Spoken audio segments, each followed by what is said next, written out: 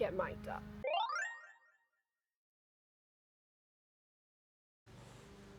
I realized I wasn't filming for the whole time I was speaking, and I had done several points so far, so that's super annoying.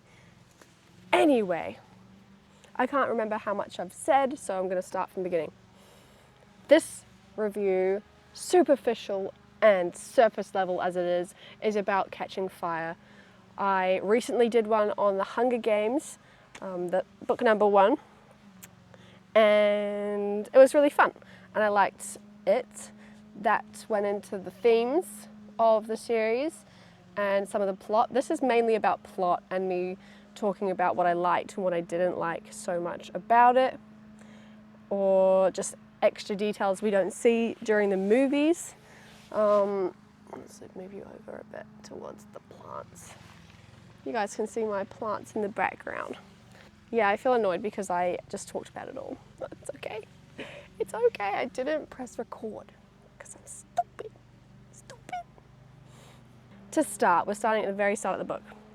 Peter's attitude at the end of the Hunger Games book, number 1, was so out of place. He didn't deserve to have that take that Katniss was. He was like hurt that Katniss overdid or played up to the audience their romance. He should not have had that take. And he realized that pretty quickly, and he apologized pretty much straight away in this book, which I thought was good. And he made actual strides to make a connection with Katniss. They were asking each other questions on, I think it was on the train, or maybe that was just the movie. Oh, I read that part like a month ago, but I finished this the other day, so I'm trying to remember all the deets. But yeah, I do know that he was being really nice, and he apologized. And the flip side was Gale. Oh my god. I understand that he and Katniss have been friends for a long time. Like a couple of years, it's not even that long. But I guess when you're fighting for food and stuff, trauma bonds. Anyway, his attitude when they went and met up at the shack. When Katniss lured him to the shack with like sticks and stuff, she was pointing where for him to follow, yada yada. They hadn't talked in a while, and she tries to give him gloves, and I think initially he likes them, and then something is said about let's escape, and then he switches up his attitude, and he's like, I don't want anything that's created by the Capitol, made or manufactured by the Capitol. And in that moment, he's implying that Katniss gets hurt, like obviously as you would, is implying that she's like Capitol made. Rude, for starters. She didn't want to be selected for the games. She didn't want to go to the Capitol. She didn't want all those procedures to be done. She thought it was strange and out of body to have all of her scars and all of her marks removed. And yeah, I think that was super unfair of him to say. Rude. And the difference between how Peter's treating Katniss and how Gale's treating Katniss, it's stark. It's a huge difference at the start of the movie. And yeah, I'm not vibing with Gale, obviously. I wish I didn't know what happens. And maybe I'd have a totally different perspective on Gale.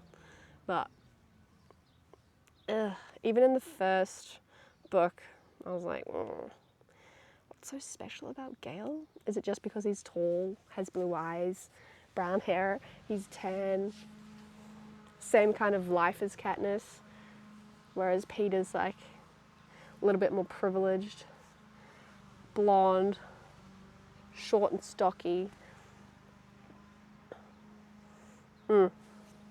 Anyway, I didn't like Gale, how he was treating her when she was just kind of having a freak out in the cabin. Yeah. One thing in this book that is super detailed, and I love that books do this. Books like to breadcrumb way better than movies do, I think. Movies like that big explosive ending, like boom, we're in District 13. It might have been mentioned once or twice throughout the film, but in the book, it goes into depth. There's these characters called Bonnie and Twill, and Katniss runs into them in her little shack that she likes to go to sometimes, and she helped them out, and they shared with her the Mockingjay. They shared with her that they were on their way to District 13, and they like really believe that it's around, because why else hasn't the Capitol shown new footage of the area instead of just footage they used 50 odd years ago when they bombed that area? So I thought that was super interesting, and I'm so happy I got that extra detail, because it does kind of just come out of nowhere in the movie. You're like, oh, okay, they're in a new place now. But in the book, it's talked about a bit more. So I thought that was really awesome. Next point. In the book, it goes into more depth regarding the Peacekeeper transition and how that goes. It does it well in the movie, I think, but in the book, it describes the old head Peacekeeper and how he wasn't great, but he wasn't pure evil, but he would like use the women of the town like how he wanted, and it also went into detail about a Peacekeeper, Darius, who was young and kind, and then fast forward, Gale does something wrong. Oh, it's after his meeting with Katniss at the house, so he had that turkey or something with him, and then he offers it to the head Peacekeeper, not realizing that he's been taken over by a new head Peacekeeper, and then he has to lie about where he's found this turkey, and because it's like punishable to be hunting and out of the fence and such, so he lied and said he found it in this on the seam or whatever in the area. Yeah, I love the amount of detail that books can provide. And a part that I thought was very cool to read is the wrong term. A part that I thought was interesting was when she almost touched the fence again, when it had been powered, re-electrified after the Peacekeepers knew she was out, and they were trying to like catch her out being outside the fence. And so she found an overhanging tree and leaped over it because they knew she couldn't go under it. So she must have had to climb. And then she did all these errands and like buying stuff for Prim. I think there was like some lollies or something as well. She went home knowing the Peacekeepers would be there, and then nonchalant was like chatting with Peter, chatting with Hamish, chatting with Prim, and was like, oh hey Peacekeepers, what do you need? And they were like, okay, nothing. Funny. But then she had a broken ankle, so she had to be bedridden, and then the best moment of the book came about when she's bedridden. Peter's helping her out a lot, and they're scrapbooking together. That's so cute. So she was writing all the facts about the herbs and stuff, and then he's drawing them. And I think she also did her like a few ancestry, like her father. I could have made that up, but I'm pretty sure that there was some ancestry involved, and it was like her father's book that she was adding to. So yeah, I thought it was cute that they were collabing. She has all the info and he has the talent and skill to write it all. So I thought that was cool and a sweet activity to do. The book also goes into more depth surrounding Peter, Hamish and Katniss preparing for the Quarter Quell 75th Hunger Games. At this point, it's been announced that they are going to be selected from, so they start training, they start really trying because they're freaking out. And they want at least one of them to live. Katniss wants Peter to live, Peter wants Katniss to live. Nobody really cares about Hamish, unfortunately. Haymitch? Is it Hamish or Haymitch? I always read it Haymitch. Maybe I have to look at that name again. But anyway. You don't realize until you say the names out loud that you're probably saying them wrong. Anyway. One thing that destroyed me in this book was that Darius, the kind, seem peacekeeper, was turned into an Avox for standing up for Gale. Gale was being whipped. He was being tortured too much. And Darius was like, hey now, stepped in, and then he got hit, and then he got taken by the Capitol, then he got his tongue removed. And let's delve deeper into that. He got his tongue removed. That act is like to completely silence what that person is saying. Completely silence the message that they were trying to send and what they were doing in that action. And in that action, he was trying to stand up against something that he didn't think was right. But the Capitol doesn't want people to do that ever. It's a direct, attack on the Capitol. So, he was silenced. How do you silence someone? You remove their whole tongue. And it wasn't even a thing against the Capitol. It was him seeing someone he knew, who he's bought goods off, being whipped. His whole back raw. But I thought, yeah, that was really intense, seeing that he was brought to the Capitol and then used as Katniss's server, Avox servant at the hotel. That was purposefully to mess with Katniss. Oh, did you hear that? Oh my god, I need to stretch more. Oh, it's getting hot out here, even though it's overcast.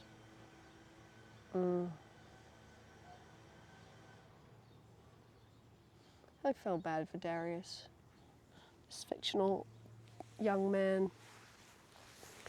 And I knew something bad was going to happen to Darius because they went into way too much detail about him in the previous book. They started talking about him and I was like, something's going to happen to him because why are they talking about him? I knew. Called it in here. I didn't tell anyone, but I called it in here. Okay, another thing I have a note of with my small amount of notes. This time I use less notes. I use my brain a little bit. I think Katniss was so valid in her anger at Peter and the other contestants when they're kind of poking fun at her for being a little bit prudish. And the other contestants were making fun of her. Joanna got naked in the elevator and Chafe, he kissed her on the lips and Peter's like laughing along like, hi. And Katniss feels like she's the butt of the joke. And I agree with her. I hate that feeling. I'd be upset too if I wasn't in on the joke. If I was the butt of the joke, I would feel the same way. She didn't talk to him for like a day and a bit. Wow, that's rough when you're both about to die in an arena. But then they have a whole day together and they go up to the rooftop. Effie and Hamish let them chill, which is good. That was nice to read. Go away, Fly. Yeah. I don't have any strong, really amazing points to make about the inside of the games because, to be honest, the games pretty much started over halfway Oh yeah. I just opened the book perfectly. It's chapter 19. So it's well over halfway. This is the start of the book. The games don't even last for that long. Like, it's not that huge part of a book. But yeah, love Finnick. His ability to like put Katniss on an uneven footing is funny. And with the fishing hooks, and he shows her how to do the noose, and then Katniss uses that tool in the judging bit when she's trying to get a score. She uses the noose knot that she's just learnt from Finnick. I thought that was funny. And he does it like from around her, and she's like icked out by it because she's a prude. Funny. I don't know why they're making such a deal of that though. She's literally 17. She should be a prude. I guess the Capitol wants to strip you of everything, but she won't allow it. We're in the games now. Finnick has immediately teamed up with Katniss and Peter. And of course, I don't think people realize how, like, Katniss must have been a really good swimmer from her trips to a pond, mind you. It's not even like a crazy river or lake. She went to a pond ages ago, not very often, like a limited amount of times, yet she's an excellent swimmer. She beat Finnick to the cornucopia. She swam the fastest. She was the first one there. But Finnick is from like the water district, the fishing peeps, but she beat him. Wow. And I can imagine Mags with her little floaty belt just doggy paddling. I don't know why I can picture that perfectly. And I can imagine Peter just flailing about, not knowing how to do anything. Fun times. Remember who the real enemy is. That's the favorite quote. That's what they use the most in this book. Don't you think? That's what Hamish says, that's what Finnick says, that's what Katniss reminds herself of. Remember who the true enemy is. There's so much noise coming from around my home. There's a buzzing of a saw. There's a gardening person like right there. And I hope this mic is just on point. We'll see. We'll see. Anywho, one thing I liked about during the games that isn't discussed in the movie or pointed out is the communication via bread and the amount of rolls, what district it's from, because it's a clock, right? District 4, was it District 3? I think it was 4. And that's the hour, how many is like a certain time and minute and yada yada. That was cool, and Katniss even says when they get like a second or third dose of rolls, oh damn, Finnick's being so like annoying about the rolls. He's like counting them and being super stingy about these rolls, about to die anyway. He was obviously like doing all the math and like working out where they were going to be picked up from. Funny. I think it's very annoying that Katniss and Peter, maybe not Peter, he's a little bit useless, a little bit. Annoying that Katniss didn't know anything about it. But of course, if Katniss knew about it, then we would have known about it because this whole book is her mind.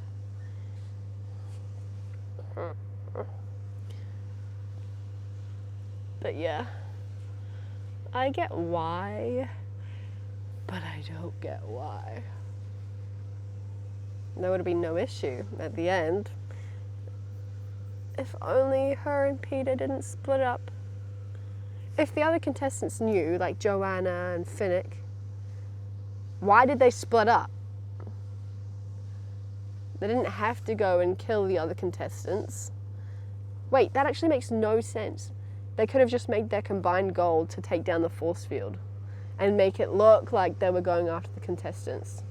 They didn't have to go on, like Joanna and Katniss didn't have to go. They could have just like cut out her tracker. I know they're being watched by the Capitol, but they could have like staged it as a fight, just like they did, instead of splitting off and then doing it. There was no need to split up because they were doing that to get the cable down to the water, but they all knew they didn't have to do that. Ah, that's so annoying. I don't understand why they did that. I'm sure one of you could please tell me. I do want to know. I want to have a back and forth, because nothing I said this in the previous review. Any of the takes I have, any of the things I think can be switched like this. If I hear like someone else say a different thing, I'm like, oh my God, you're so right.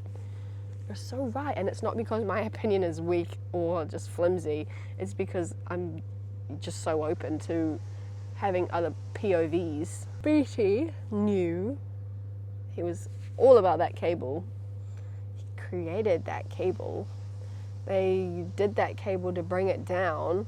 He even threw the cable at the wall.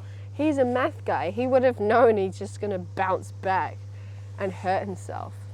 So strange. Of course they need some bow to shoot it up in the air. Ah, so annoying. I hate miscommunication. I hate it. Okay. My last point that I've written, quote by word, this is a quote. Hamish needs to get a grip at the end of the book. Why was he so dismissive? And something not saving Peter. Yeah, oh, rude. It says rude. He was dismissive and rude, and I think he's in mourning about Peter, because obviously Peter's a good guy, but he's not integral to the movement, to the rebellion. Obviously he's an integral part to Katniss's life, and they're not taking that into consideration, that she's not going to be all happy and dandy and want to do their stuff if she doesn't have Peter. He's like what makes her balanced, what makes her chill and happy. Yeah, that was my really superficial book review of the day. I'm on number 2, about to start.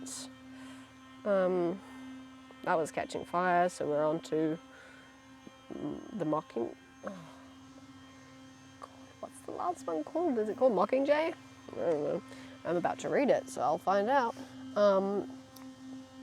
Yeah, please like and subscribe if you like these superficial book reviews. Let me know your superficial thoughts about the book. I'm sure I've missed a lot of... Oh, one thing I wanted to talk about. Plutarch's like little thing with the watch. What was that meant to do to Katniss? What was that meant to... the message that he was meant to like...